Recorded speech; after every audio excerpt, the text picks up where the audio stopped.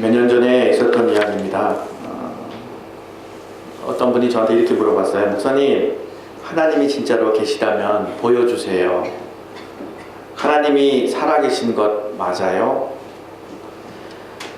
그 당시에 그 상황에서는 참 처절한 질문이었습니다.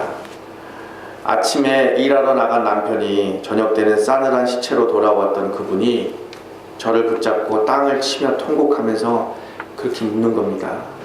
목사님, 하나님이 진짜로 살아계신 것 맞아요? 살아계시다면 저에게 한번 보여줘 보세요. 그렇게 열심히 살았고 성실하고 교회에 그렇게 헌신했던 그분이 갑자기 그런 일이 왜 생길까요?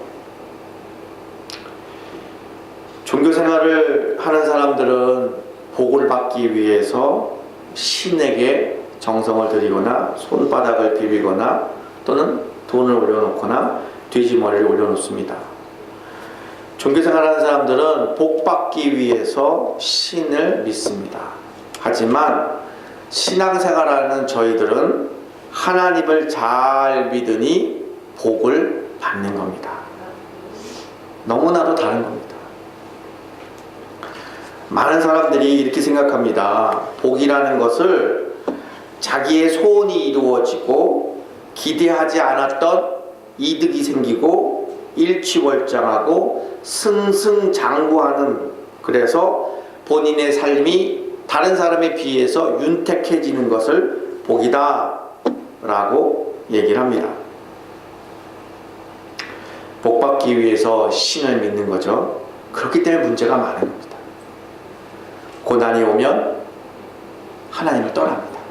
조금 어려움이 오고 힘든 일이 오면 하나님을 떠납니다. 지극히 인본적이고 세속적이고 자기중심적, 이기적인 삶이 될 수밖에 없는 겁니다.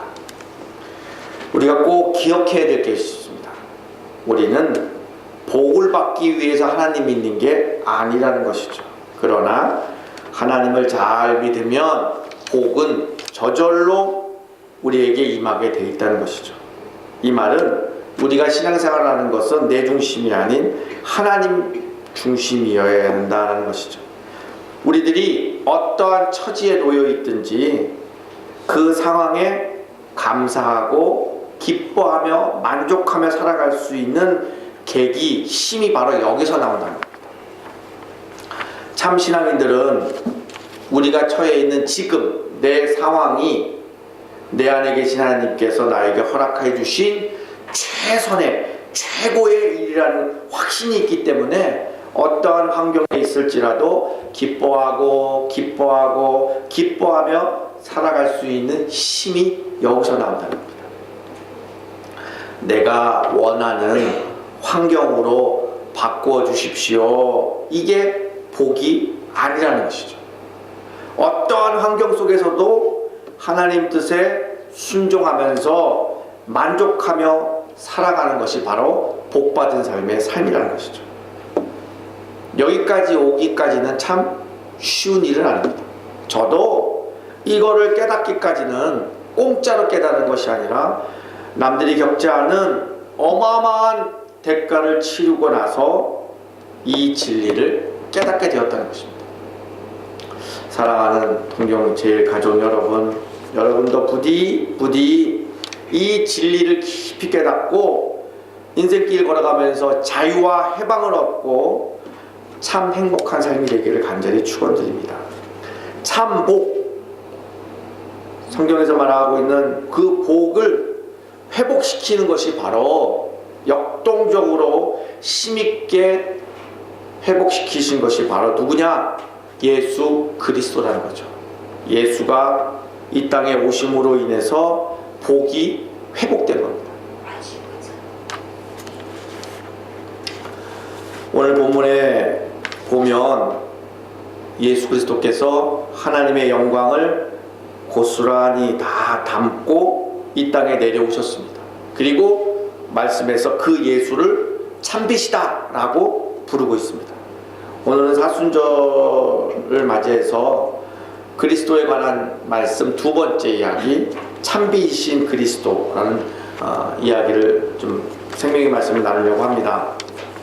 9절에 보면 이렇게 말씀하시죠. 참빛 곧 세상에 와서 각 사람에게 비추는 빛이 있었나니 이렇게 말씀하세요. 그거 참말이야 이렇게 얘기하잖아요. 참이다. 참의 거짓말, 참의 반대말이 뭔지 아십니까? 거짓말 이렇게 얘기하잖아요. 그래서 오늘 본문에 있는 참빛, 그건 거짓빛이 반대의 개념이 아닙니다. 원본을, 헬라어 성경 원본을 보면 이 빛은 예수는 참빛이고 다른 빛은 거짓빛이고 이렇게 표현하는 게 아닙니다. 뭐냐면 오늘 본문에 있는 이 참빛의 반대말은 부분적인 빛을 뜻하고, 이 참빛은 완벽한 100% 모자람이 없는 완벽한 빛을 말씀하는 것입니다. 그래서 오늘 참빛인 그리스도, 완벽한 온전한 조금도 부족함이 없는 빛을 말씀하고 있습니다. 사실 곰곰하게 잘 생각해 보면 완벽한 빛이 있었다 그러면 그 전의 빛은 뭐라는 것일까요? 그 전의 빛은 부분적인 빛이라는 거죠. 그 말은 그 전에, 예수가 오기 전에 하나님이 허락해 주신 것들이 있지 않습니까? 과학, 철학, 물질적인 풍요, 돈, 이런 것들이 기독교인 입장에서 볼 때 다 터부시되고 등 돌리라는 것이 아니라는 것을 우리가 깊이 깨닫는 거죠. 이 모든 것들도 다 하나님이 허락하신 것이죠. 그 모든 것들을 통해서 인간들이 욕심만 내지 않고 서로 섬기고 서로 나누어 주다 하면 그것을 통해서 행복을 느끼고 기쁨을 얻을 수 있는데도 불구하고 사람들의 욕망, 욕심 때문에 하나님이 허락해 주신 그 빛을 가지고 행복을 누리지 못했다는 것이죠. 그러니까 우리가 예수를 믿고 있는 우리들 입장에서 볼 때, 진리를 깊이 깨닫고 있는 우리들 입장에서 볼 때, 세상에서 하나님이 허락해 주신 그 모든 것들을 통해서도 하나님이 허락해 주신 기쁨을 얻는 거구나, 터부시하지 않는 것이구나를 우리가 깨닫게 되는 거죠. 그런데 우리 인간들이 이렇게 정신적으로 육체적으로 파괴된 것이 왜 그렇습니까? 뭔가 하나님이 잘못 줘서가 아니라 하나님이 허락해 주신 것을 사람의 욕망이나 욕심으로 자꾸 악용하다 보니까 그렇게 된 거죠. 디모데전서 4장 4절에 이렇게 말씀하시잖아요. 하나님이 지으신 모든 것은 선함에 감사함으로 받으면 버릴 것이 없다라고 말씀하시셨어요. 그러나 이 땅에 존재하고 있는 모든 것들이 하나님의 영광의 빛 가운데에 살아가야 됨에도 불구하고 그 빛을 잃어버리고 어두움 속에 살아가는 거죠. 10절에 보면 그가 세상에 계셨음에 세상은 그로 말미암아 지은 바 되었을 때 세상은 그를 알지 못하고, 참 하나님의 참담한 심경이 나오는 거죠. 이 10절을 읽고 하나님의 마음을 조금이라도 생각한다면 마음이 아프죠. 주인이 오신 거예요. 세상에 주인이 온 건데 주인을 못 알아보고 지금 있는 거죠. 왜 이 땅에 있는 죄인들은 빛을 이렇게 싫어할까요? 빛이 임하면 다 들통나니까 그렇죠. 다 들키는 거죠. 몰래 카메라가 다 작동될 수밖에 없는 상황이 돼버린 겁니다. 그러니까 죄인들은 다 빛을 원하지도 않고 가까이 가지도 않는 거죠. 11절 자기 땅에 오매 자기 백성이 영접치 아니하였으니 이렇게 말씀하고 있습니다. 절대 진리이신 참빛이신 그리스도께서 어두움으로, 정말 어두움으로 꽉 찬 이 세상을 구원하려고 빛으로 오셨는데 어두움 속에서 만족하며 살아가고 있는 이 타락한 죄인들은 빛을 두려워하고 있는 겁니다. 어두움이 있는 곳에는 어두움을 쫓는 것이 아니라 빛이 임하면 어두움은 자동으로 사라지는 겁니다. 12절에 보면 영접하는 자 이렇게 말씀하시잖아요. 그 앞에 단어가 하나가 생략되어 있습니다. 그러나 단어가 지금 빠져있는 상태입니다. 12절 그러나 예수가 참빛으로 오셨어요. 이 세상을, 어두움 속에 꽉 찬 세상을 구하려고 빛으로 오신 거죠. 우리가 귀신을 쫓아내잖아요. 무당이 푸닥거리에서 귀신을 막 쫓아내잖아요. 그러면 귀신이 나간 것처럼 보이잖아요. 천만의 말씀. 귀신이 나간 게 아니라 큰 귀신이 더 들어오는 겁니다. 어두움은 어두움을 쫓을 수가 없어요. 어두움이 꽉 차면 그 원리가 빛이 임하면 어두움은 저절로 사라지게 돼요. 깜깜한 밤에 불을 탁 켜면 그 전까지 있었던 어두움은 순식간 없어지는 겁니다. 그 원리입니다. 하나님께서 이 세상을 밝히 어두움 가운데 하나님의 영광을 비추려고 빛으로 예수 그리스도가 오셨습니다. 그런데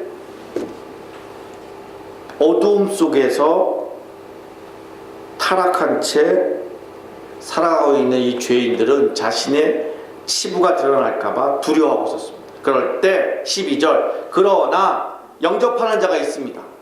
누가 영접하느냐?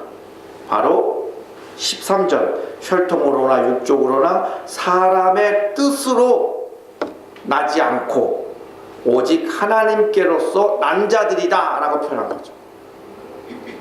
빛으로 오신 예수 그리스도를 누가 영접하느냐? 12절 중요한 단어가 지금 생략됐습니다. 그러나 영접하는 자 누가 영접하느냐? 하나님께로서 난 자들이다 이렇게 표현한 거죠.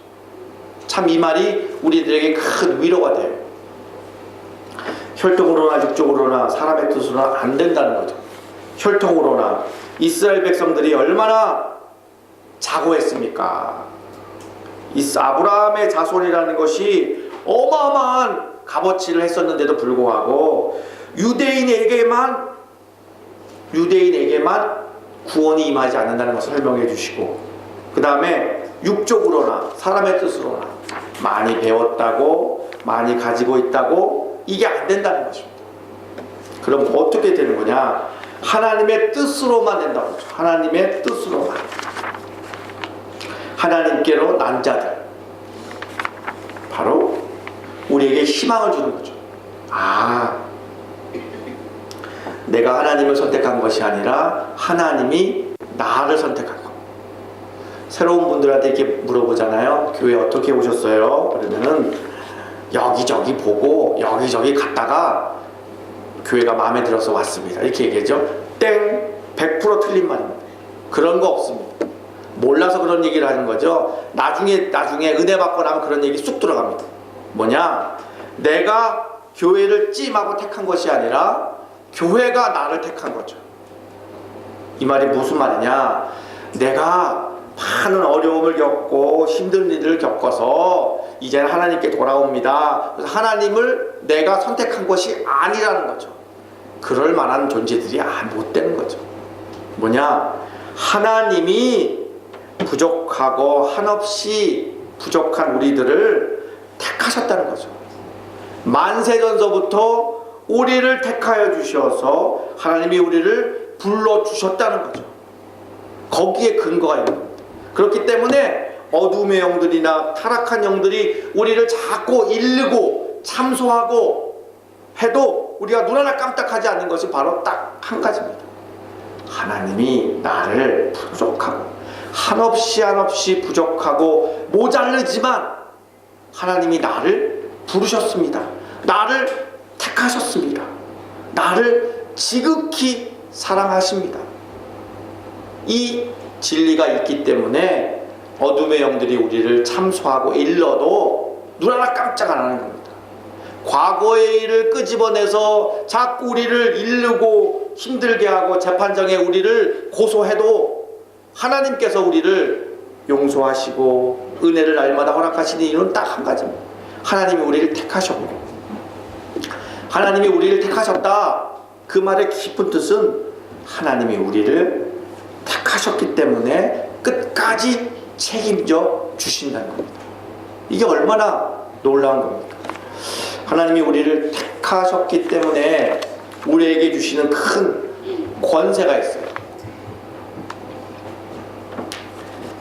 하나님의 자녀가 되는 권세를 주셨으니 이렇게 얘기해요. 12절에 우리가 하나님의 은혜로 여기까지 왔어요. 전적으로 하나님이 우리를 택하신 거예요.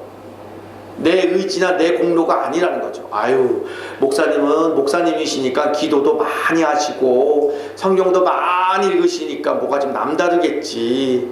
목사님은 기도 많이 하시니까 하나님이 예뻐하실 거야. 성경을 제대로 하는 사람들은 그런 얘기 안 합니다. 그런 거 아닙니다.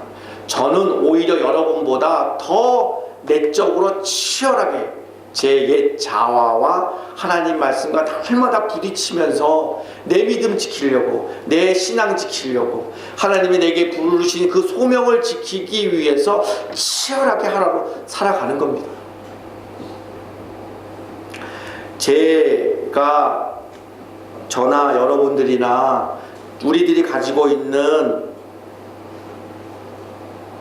공로나 내가 살아온 의지나 또는 내가 남들보다 뭔가 다른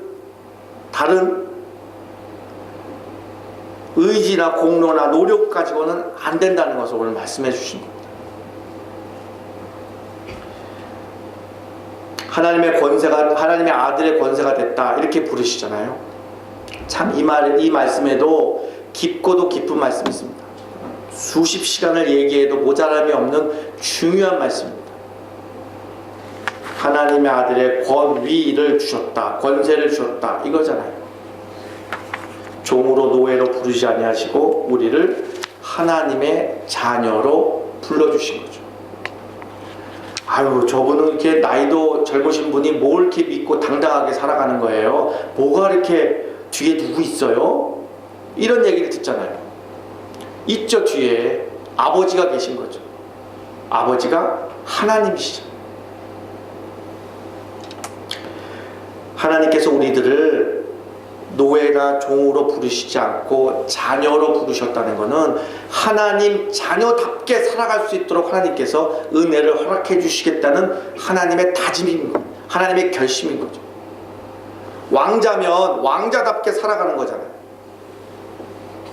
왕자답게 옷도 입고 왕자답게 품이 있고 왕자답게 세상살이 할 수 있도록 환경과 여건을 만들어 주신 거죠.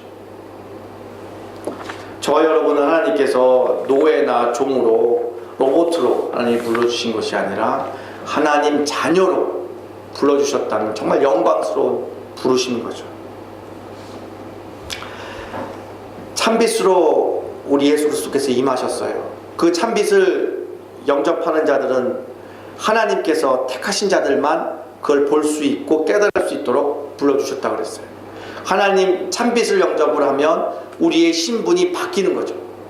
그전에는 어둠의 영들, 세상의 영들에게 속아서 우리의 인생이 주눅들거나 위축들어서 하루하루가 힘든 일이었지만 이제는 세상 일로 인해서 마음 무너지지 않고 하늘의 영광을 바라보면서 하루하루 천국 같은 날들을 보낼 수 있는 근거를 만들어 주신 것이죠. 그게 바로 하나님의 자녀로 부름받은 거죠. 어깨 펴고 당당하게 사세요. 어깨 펴고 당당하게 걸어가세요. 당신은 하나님의 자녀 아닙니까? 하나님의 아들 아닙니까? 이런 얘기를 듣게 되는 거죠. 거기까지 가기까지가 그냥 하루아침에 이루어진 게 아니라는 것이 오늘 본문의 핵심이에요. 그 말이 뭐냐? 제가 이렇게 앞에 서두에서 쭉 얘기했던 것을 이루기 위해서 하나님은 어마어마한 일들을 치러내셨습니다. 그 하나님이 하셨던 일들을 우리가 깊이 기억하고 우리가 되짚어보고 또 기억하고 한다면 우리는 정말 마음 안에 감격스럽고 감동스러울 수밖에 없는 거죠. 이거죠. 제가 지금까지 오게 된 것도, 이 자리에 서게 된 것도 많은 사람들의 은혜 가운데 저희가 왔 거죠. 그 많은 분들의 은혜를 잃어버리면 저는 배응망덕하게 살 수밖에 없는 거죠. 자고하여서 세상 무서운 거 없이 막 말하고 막 행동할 겁니다. 하지만 은혜를 날마다 기록하고 은혜를 알면 알수록 모든 것이 감사하고 모든 것이 기뻐할 수밖에 없는 거죠. 누가 저한테 싫은 소리를 했다, 저에게 듣기 괴로운 얘기를 했다, 그것도 노여워하거나 삐지지 않고 다 감사로 받아들일 수 있는 근거는 바로 뭐냐면 배은망덕하게 안 살기 때문인 거죠. 다 은혜를 알고 은혜를 깊이 아는 사람들에게는 그런 것들이 노여워하거나 삐지거나 화낼 이유가 없는 거죠. 다 감사하고 기뻐하게 받아들일 수 있는 근거가 있는 거죠. 언제? 은혜를 알 때, 은혜를 깊이 알 때. 하나님은 신이시니까 그저 그냥 자동으로 공짜로 뭔가 아무런 대가 없이 우리에게 은혜를 주신 게 아닌 거죠. 하나님이 우리를 택하시기 위해서, 그 택함을 우리가 받아들이게 하시기 위해서, 하나님이 우리를 자녀로 부르셨다는 그 놀라운 진리를 깨닫고 우리가 받아들이게 하기 위해서 하나님은 어마어마한 일을 하셨다는 것을 오늘 본문을 통해서 우리에게 증거하는 겁니다. 하지만 많은 사람들은 그거를 그냥 지나갑니다. 스쳐갑니다. 귀담아 듣지를 않아요. 소중하게 여기지를 못하는 거죠. 그게 뭐냐? 14절에 말씀이 육신이 되어 라고 표현하고 있습니다. 예수님은 하나님이시잖아요. 하나님이 죄가 없으시잖아요. 죄 없는 하나님은 벌을 받으면 안 되세요. 하지만 우리 같은 철저한 죄인들이 빛을 보게 하기 위해서, 또는 우리 예수님을 구주로 영접하게 만드시기 위해서 하나님은 인간의 몸으로 이 땅에 오신 것입니다. 33년 동안 이 땅에 세상살이 하시면서 예수님은 철저하게 인간으로 사신 겁니다. 하나님이시니까 뭔가 더 우리보다는 고통과 아픔과 세상살이에 지친 것들이 좀 덜 하시겠지? 아닙니다. 완벽하게 인간으로 사셨습니다. 바로 저와 여러분들을 위해서 그랬습니다. 왜냐하면 하나님 앞에 범죄했던 거는 인간들 아니겠습니까? 그러니까 인간이 벌을 받아야만 그 죄는 용서받는 겁니다. 그래서 우리의 대표가 되시고 우리 대신에 벌을 받으시기 위해서 철저하게 인간의 몸으로 우리 예수님이 오시게 된 겁니다.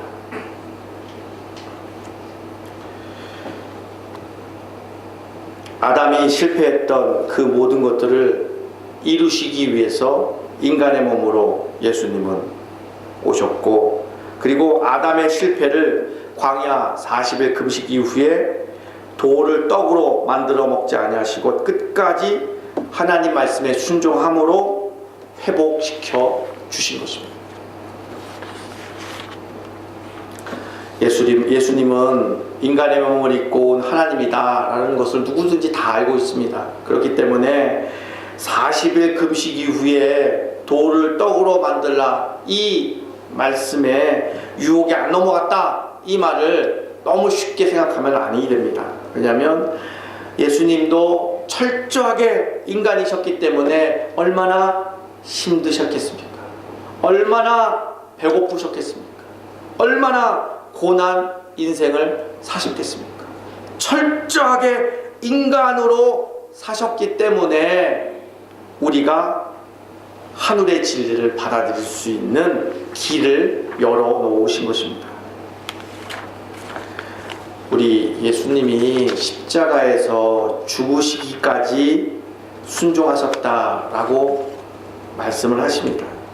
오늘 본문에 육신으로 오신 하나님에 대한 말씀을 하시는데, 십자가에서 달리셨을 때의 그 상황이 어떤 상황이 있는지 우리는 이 사순절을 통하여서 깊이 묵상해야 합니다. 피조물인 우리들은 하나님으로부터 복을 누리며 살아갈 수밖에 없는 피조물입니다. 하나님으로부터, 초월자로부터 생명력을 공급받아서 살아가는 피조물입니다. 근데 그것이 끊어진 것입니다. 타락하여서 초월자와 피조물과 이 사이가 끊어진 거죠. 그 끈을 이어지기 위해서 초월자가 신이 우리 가운데 찾아와 주신 겁니다. 어떻게 찾아왔냐? 구름을 타고 천군 천사를 동원해서 찾아오신 것이 아니라 타락한 인간의 몸으로 친히 오신 것입니다. 그 타락한 몸을 가지고 33년 동안 사셨고 마지막에는 십자가에서 친히 몸을 내어주셨고 십자가에서 친히 고통으로 마지막 숨이 끊어지는 아픔을 겪으셨습니다. 예수님의 십자가에서의 완벽한 죽음을 통해서 우리들에게는 하늘의 진리를 깨달을 수 있는 기회를 허락해 주신 것입니다. 사랑하는 동경제일가족 여러분, 여러분은 예수를 믿는다라고 그리스도인으로서의 하루하루 살아가고 계십니다. 은혜를 깨달은 사람들, 하나님의 진리를 깨달은 사람들은 어떻게 하루하루 살아가야 되겠습니까? 예수님은 분명히 이렇게 얘기하십니다. 누구든지 나를 따라오려거든 자기를 부인하고 자기 십자가를 지고 나를 따르라, 이렇게 말씀하십니다. 예수 그리스도께서 십자가를 지셨는데 그게 뭐가 부족해서 우리 보러 조금 부족한 것을 채우라 라는 얘기가 아니시죠. 예수 그리스도를 통하여서 진리 가운데 자유를 얻고 해방을 얻기를 간절히 바라시는 것이죠. 사랑하는 우리 동경제일가족 여러분, 여러분 뭐에 매여 있습니까? 무엇이 무섭습니까? 무엇이 여러분을 두렵게 만듭니까? 죄, 과거, 미래에 대한 두려움, 불안하십니까? 여러분을 진정 자유롭게 할 수 있는 것은 돈이 아닙니다. 명예가 아닙니다. 오직 예수를 통하여서 진리 가운데 여러분이 자유를 얻을 수 있고 해방을 얻을 수 있다는 것입니다. 이왕 예수를 믿고 살아가는 여러분들에게 진리를 깊이 깨달아서 하나님 말씀 안에서 하나님이 허락해 주신 진정한 기쁨과 감사를 누리는 행복한 삶이 되시기를 저는 간절히 바랍니다. 그러려면 예수를 통하여서 보여주신 하늘의 진리를 깊이 깨달아야 됩니다. 내가 아는 것이 전부가 아닙니다. 내가 알고 있는 것이 전부가 아닙니다. 눈에 보이는 것이 전부가 아닙니다. 귀에 들리는 것이 전부가 아닙니다. 영음을 듣고 하나님의 진리를 보게 된다면 정말 여러분 가슴 안에 맺혀 있는 그 아픔과 원통함과 분함이 술술술 풀릴 것입니다. 예수를 진실로 진리 가운데 만난다면 여러분의 마음에 고이고이 담아두었던 의문과 궁금함이 풀어질 것입니다. 그래야 한다면 여러분의 안에서 진리 안에 참 자유를 얻어서 하나님 말씀에 순종하는 것이 정말 기쁜 삶이구나, 정말 감사한 삶이구나를 깊이 깨닫게 될 것입니다. 여기에 하나님 말씀이 있습니다. 영접하는 자, 곧 그 이름을 믿는 자들에게는 하나님의 자녀가 되는 권세를 주셨으니 이는 혈통으로나 육족으로나 사람의 뜻으로 나지 아니하고 오직 하나님께로서 난 자들이라. 말씀이 육신이 되어 우리 가운데 거하심에 우리가 그 영광을 보니 아버지의 독생자의 영광이요 은혜와 진리가 충만하더라. 기도하겠습니다. 거짓된 세상 속에서 어두움에 속았던 저희들에게 이제는 참빛으로 진리 안에 우리에게 찾아와 주셔서 깊고도 깊은 아버지 하나님의 사랑으로 우리를 용서해 주시고 구원해 주신 하나님, 하나님이 그토록 사랑하는 동정제일가족 우리 모두가 진리 안에 자유를 얻게 해주시고 진리 안에 해방을 얻을 수 있도록 도와주시어서 육체 안에 가두어져 있던 우리들이 말씀 안에 참 자유와 참 기쁨을 누릴 수 있도록 인도하여 주시옵소서. 동경제일교회가 진리 안에 바로 서게 해주시고 우리 귀한 성도들도 진리 안에 반듯하게 서서 하루하루 천국의 삶이 될 수 있도록 역사하여 주시옵소서. 아직도 예수를 영접지 못하여서 어둠 속에서 떨고 불안해했던 많은 영혼들이 있습니다. 불쌍히 여겨주시옵소서. 그들에게 하나님 찾아가 주시옵소서. 그들에게 진리 안에서 그들을 불러주시옵소서. 이제는 그들이 복음을 듣게 하시고 선포되는 복음을 통하여 참 자유를 얻을 수 있도록 그들을 인도하여 주시옵소서. 감사하고 예수님의 이름으로 기도드리옵나이다.